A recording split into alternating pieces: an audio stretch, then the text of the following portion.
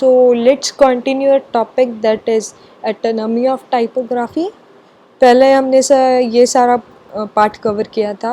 अब हम इस पार्ट पे जाएंगे, that is Corning and reading. अगर मैं इसकी बात करूँ कि ये दोनों टर्म्स हैं क्या, किस चीज़ के लिए काम आती हैं, तो जो कर्निंग है वो है दो करेक्टर्स के बीच का डिस्टेंस, जो यहाँ पे खाली स्पेस बचती है, इसे हम कर्निंग बोलते हैं.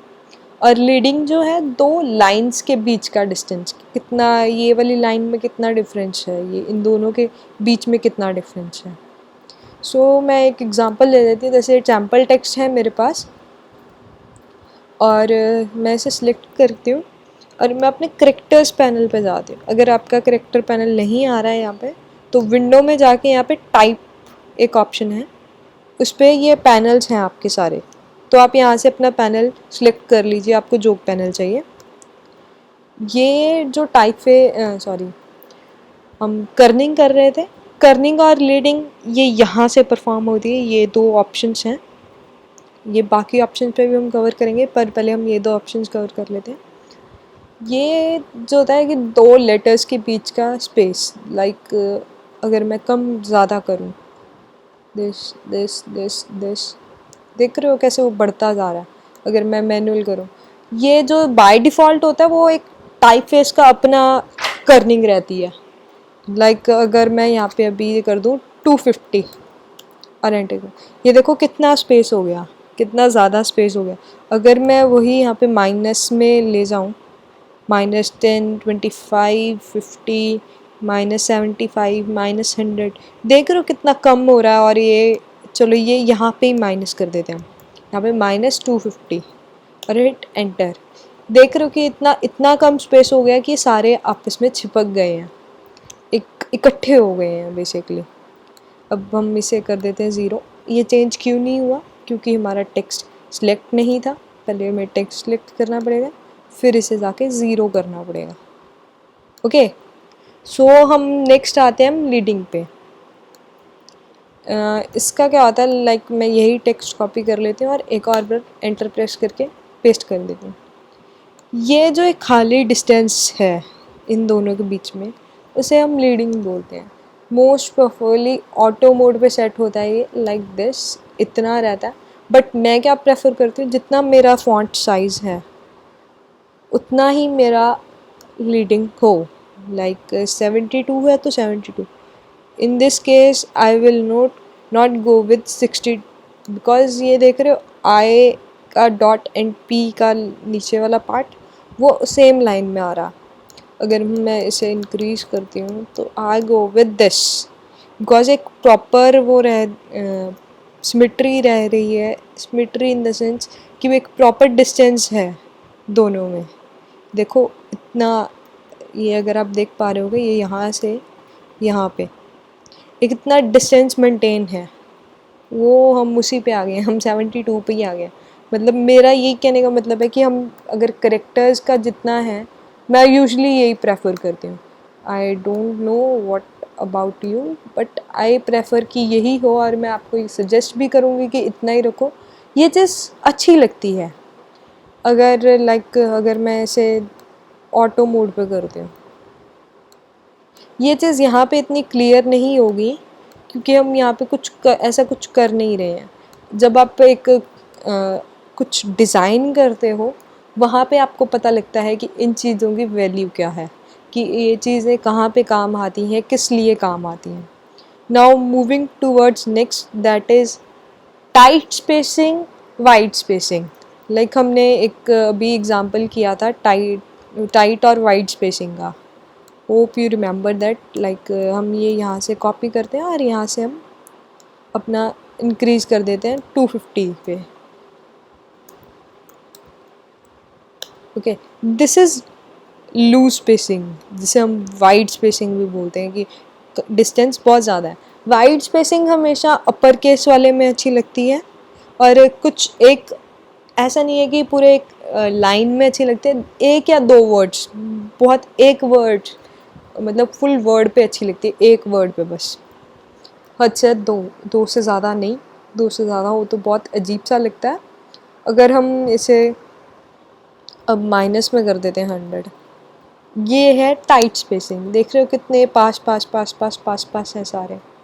This is lower and this is wide spacing, this is lower spacing. I hope कि आपको ये डिफरेंस क्लियर हो गया होगा। So next we move toward type hierarchy. Type hierarchy क्या होता है कि अगर सपोज करो आपने कुछ एक चीज़ लाइक अपने आसपास अभी ऑब्जर्व करो, अगर कोई पोस्टर पड़ा है तो अगर जैसे ही आप पोस्टर को देखते हो तो ये देखो कि आपका फोकस पॉइंट कहाँ पे जा रहा है, आपकी नज़रें कहाँ से कहाँ आ रही हैं। आई एम डैम श्योर उसकी हेडलाइन पे आपका फर्स्ट फोकस जाएगा, फिर उसके बाद उसकी सब हेडिंग पे जाएगा, सॉरी जो उसके नीचे थोड़ा सा बॉडी टेक्स्ट लगा लो उस पर जाएगा अगर है, नहीं तो उसके बाद सब हेडिंग पे जाएगा, सब हेडिंग के बाद जो उससे स्मॉलर टेक्स्ट होगा सब हेडिंग से उस पे जाएगा, फिर बॉडी कॉपी पे जाएगा, फिर बॉडी कॉपी के अंदर जो जो आएगा like this one is body copy, पूरा है बॉडी कॉपी बोलते हैं, और जो बाकी नॉर्मल टेक्स्ट रहता है राइट। हेडलाइन पे जाता है पहला क्योंकि उसका साइज़ बोल्ड होता है, लार्ज होता है और ये फोकस पॉइंट पे होती है वो, फिर उसके बाद सब हेडिंग पे जाता है जो उसके बारे में शॉर्ट डिटेल्स देता है, फिर हमारा बॉडी कॉपी पे जाता है जिससे हमें बाकी डिटेल्स पता लगती हैं।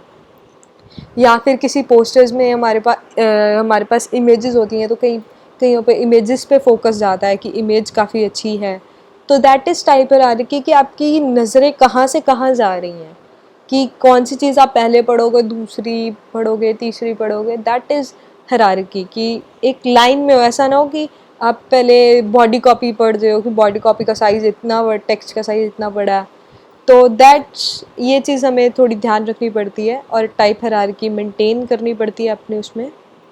Now move towards layout terms. Layout term से मीनिंग है कि एक जब हम कोई पोस्टर डिज़ाइन करते हैं, मैगज़ीन डिज़ाइन करते हैं, वेबसाइट डिज़ाइन करते हैं, तो हम एक पहले उसके लेआउट तैयार करते हैं। लेआउट मतलब कि उसे मार्जिन्स रखने, हम मार्जिन रखते हैं, फिर उसकी हेडिंग डालते हैं, उसमें वाइट स्पेस मैनेज करते हैं, उसकी अलाइनमेंट मैनेज करते हैं, उसके कोट्स मैनेज करते हैं।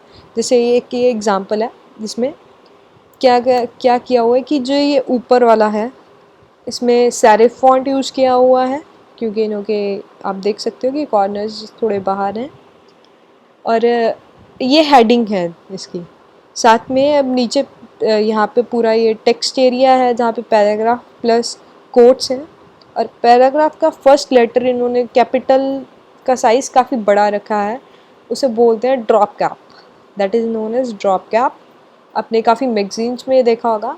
तो उसके बाद इन्हों का पैराग्राफ स्टार्ट हो रहा है राइट, देन अगेन एक पैराग्राफ है, फिर ऊपर एक कोट है, और नीचे उसके फिर पैराग्राफ है, और ये देखोगे ये वाला और ये वाला एक अलाइंड है जो एज टू एज है right, edge to edge justify करता है ये, this is called edge justify alignment. और ये जो लास्ट वाला है आप ये देखोगे ये एज टू एज नहीं है, इसमें लेफ़्ट साइड में एज है, सारी एजेस से कनेक्टेड है, but at the right hand side ये काफ़ी रैग्ड स्पेसेस बची हुई हैं, this is known as a rag word, rag spaces, anything you can call it. तो हम इसे रैग अलाइन, लेफ़्ट अलाइन बोलते हैं, और ये राइट अलाइन में भी राइट अलाइन भी हो सकती है ऐसे। और ये जो बाकी नीचे स्पेस बची है बाकी ये साइड में, this is known as the white space okay. और ये जो बीच इनों के बीच का डिफरेंस, इनों के बीच का डिफरेंस और ये इनों के बीच का difference, this is known as a margin. ये थी हमारे लेआउट की टर्म्स, और बहुत टर्म्स हैं बट ये these are the most common terms जो हम यूज़ करते हैं। तो गाइज इसी के साथ हमारा द एनाटॉमी ऑफ टाइपोग्राफी का टॉपिक कंप्लीट होता है। Hope you like this, keep watching and subscribe to my channel. Thank you so much, thanks for your support.